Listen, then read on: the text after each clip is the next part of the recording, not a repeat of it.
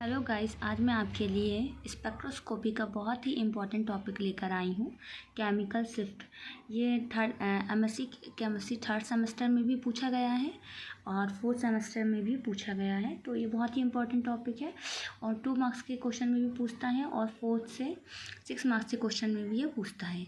हम इसमें shielding and डीशील्डिंग भी पढ़ेंगे। तो सबसे पहले हम देखेंगे केमिकल का शिफ्ट कैसे होता है। इलेक्ट्रॉन्स के शील्डिंग परीक्षण एवं डीशील्डिंग इफेक्ट। इलेक्ट्रॉन्स के शील्डिंग को हम परीक्षण भी कहते हैं और डीशील्डिंग को हम क्या कहते हैं, पी परीक्षण भी कहते हैं। इलेक्ट्रॉन्स के शील्डिंग परीक्षण एवं डीशील्डिंग इफेक्ट पी परीक्षण के कारण पीएमआर सिग्नल के स्थान में परिवर्तन होता है। जो पीएमआर सिग्नल के स्थान में चेंजेस होते हैं या परिवर्तन होता है, हम उसे क्या कहते हैं, जिसे रासायनिक विस्थापन या केमिकल शिफ्ट कहते हैं। आप ये बहुत ही, यदि केमिकल शिफ्ट के बारे में पूछा गया तो आप पहले उसकी डेफिनेशन लिखेंगे और बहुत ही इम्पोर्टेंट टॉपिक है और आपको बहुत ईजी वे में भी टॉपिक में आपको समझ में जाएगा। तो इसके आगे हम पढ़ेंगे केमिकल शिफ्ट को किसी यूनिट में मापना संभव नहीं है। केमिकल शिफ्ट को किसी यूनिट में मापना संभव नहीं है। इसके लिए टीएमएस में मानते हैं। इसके लिए इसे किसी में मानते हैं, टीएमएस में मानते हैं। यदि आपको उसका नोट्स बनाना है तो आप वीडियो को पॉज करके भी आप नोट्स बना सकते हैं। अब हम टीएमएस क्या है, टीएमएस का फुल फॉर्म जानेंगे, टेट्रा मिथाइल सिलेन।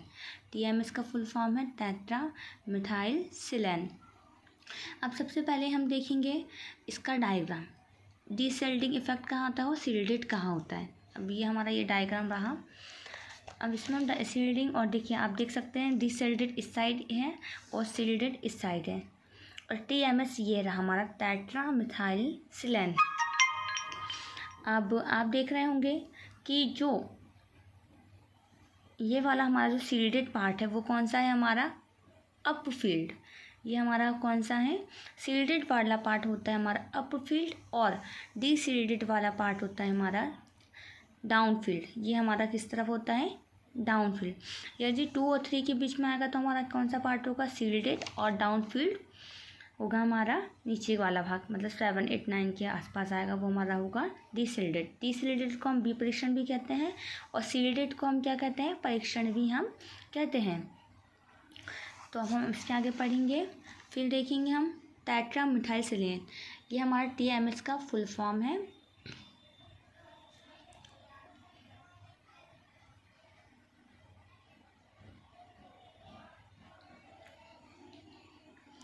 इसके आगे हम देखेंगे केमिकल शिफ्ट को प्रायः डेल्टा यूनिट में प्रदर्शित किया जाता है। जो केमिकल शिफ्ट को प्रायः डेल्टा यूनिट में प्रदर्शित किया जाता है। उसके आगे किसी कंपाउंड का पीएमआर स्पेक्ट्रम प्राप्त करने के लिए कंपाउंड के साथ टीएमएस की अल्प मात्रा मिला देते हैं। अब हम टीएमएस की अल्प मात्रा ही हम क्यों मिला रहे हैं, अदर की क्यों नहीं मिला रहे, कोई भी हम कंपाउंड ले सकते हैं।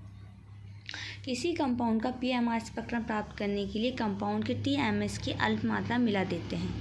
अब टीएमएस का फुल फॉर्म तो आपको पता ही है, टेट्रा मिथाइल सिलेन। ठीक है, अब हम इसके बारे में जानेंगे कि टीएमएस है क्या। ठीक है, टीएमएस ही हम क्यों मिला रहे हैं इसमें, तो फिर आगे देखेंगे हम टीएमएस से प्राप्त सिग्नल जीरो स्थिति। मैंने यहाँ पर आपको बताया ये हमारा टीएमएस है, ये है जीरो स्थिति में प्रेजेंट है। ये टीएमएस हमारा कहाँ से प्रेजेंट है, जीरो स्थिति में प्रेजेंट है। तो टीएमएस से प्राप्त जीरो स्थिति एस बराबर जीरो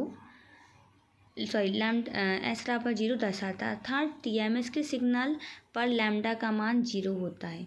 तो हमारा ये लैम्डा का मान यहाँ पर हमारा क्या होगा, 0 होगा। ये डायग्राम है और आपको बनाकर ही आना है, और इससे आप बहुत ही अच्छे से डिस्क्राइब भी कर सकते हैं और हमारा थ्योरी भी ज़्यादा से हम ज़्यादा इसमें लिख सकते हैं। उसके साथ साथ डायग्राम भी आपको नीट एंड क्लीन बनाकर ही आपको आना है। देखिए ये जो अप फील्ड वाला पार्ट है ये बहुत ऊंचा है, ऊपर की तरफ है, सील्डेड है, और ये डिसील्डेड वाला उससे छोटा नीचे की ओर कहाँ पे है, 7-8 के आसपास ये है। अब हम देखेंगे TMS को संदर्भ यौगिक चुनने के निम्न कारण है। हमारी जो TMS है उसको संदर्भ यौगिक चुनने के कितने कारण हैं, निम्न कारण हैं। अब यहाँ देखेंगे हम, इसमें 12 तुल्य प्रोटॉन होते हैं। इसमें कितने प्रोटॉन होते हैं, 12 तुल्य प्रोटॉन होते हैं। अब जो केवल एक ही तीव्र सिग्नल देते हैं, अतः इनकी अल्प मात्रा होते हुए भी मापनीय सिग्नल प्राप्त हो जाते हैं।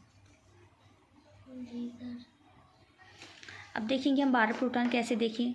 ये CH3 S3C और ये CH3, ये 3, 4, 6 एंड 12, ये हमारे कितने हो गए, 12 हो गए। और ये किससे जुड़े हैं, सिलिकॉन से जुड़े हैं। किससे जुड़े हैं, ये सिलिकॉन से। अब ये हमारे क्या है, प्रोटॉन है, ठीक है। इसके बाद हम देखेंगे इसमें 12 तुल्य प्रोटॉन होते हैं जो केवल एक ही तत्व, एक ही तीव्र सिग्नल देते हैं, अतः इनकी अल्प मात्रा होते हुए भी मापनीय सिग्नल प्राप्त हो जाते हैं। अब इनके प्रोटॉन केमिकली समान होने कारण एनर्जी का ऑब्जर्वेशन एक ही स्थान पर करते हैं। अब जो इनके प्रोटॉन हैं केमिकली समान होने के कारण एनर्जी का ऑब्जर्वेशन एक ही स्थान पर करते हैं। यह अक्रिय एवं वाष्पशील है। ये कैसे हैं, अक्रिय एवं वाष्पशील। अब हम इसकी क्या देखेंगे, यूनिट, इकाई।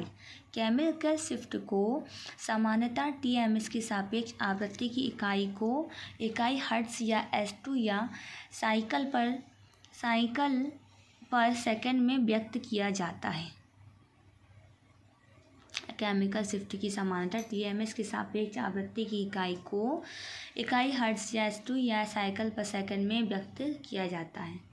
यदि लैम्डा का मान कम आता है तो यह प्रकट करता है कि यह सील्डेड है। अब हम यहाँ पर देखेंगे, यदि लैम्डा का मान कम आता है, यहाँ पे देख रहे हैं आप, लैम्डा का मान कम है, मतलब 1, 2, 3, 2 है, तो क्या है, ये सील्डेड है। यदि लैम्डा का मान ज़्यादा होगा तो ये क्या हो जाएगी, डीसील्डेड हो जाएगी। और ये TMS हमारा कहाँ पे रहता है, 0 स्थिति में ये प्रेजेंट रहता है, ठीक है। अब हम यहाँ देखेंगे, यदि लैम्डा का मान कम आता है तो यह प्रकट करता है कि ये सील्डेड है। यदि लैम्डा का वैल्यू अधिक आता है तो यह क्या करता है, डीसील्डेड प्रकट करता है। ये देखेंगे आप, यदि कम है तो क्या होगा, सील्डेड, और ज़्यादा है, अधिक है तो ये 7-8 के बीच में, तो ये क्या होगा, ये डीसील्डेड प्रेजेंट करेगा। तो ये केमिकल शिफ्ट का बहुत ही इम्पोर्टेंट टॉपिक था। और आपको यदि इसमें कोई भी डाउट्स लगेंगे तो आप मुझे कमेंट बॉक्स में कमेंट कर सकते हैं। Thank you guys.